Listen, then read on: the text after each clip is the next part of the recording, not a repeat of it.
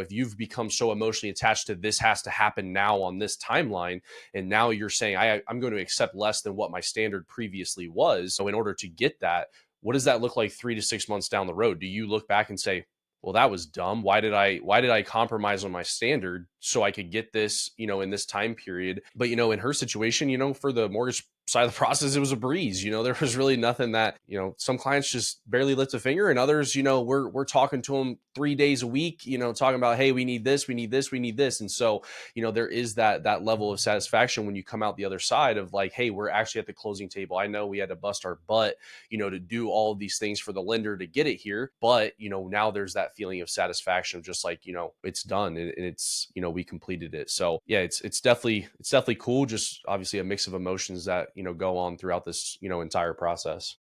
Definitely. And it just goes back to, again, managing expectations. If she had gone into the process with those expectations of it has to be done by X day, or this property has to be X, Y, Z, bedrooms, bathrooms, whatever it may be, you don't, if you have those expectations, it severely limits you and what you're able to accomplish, in my opinion.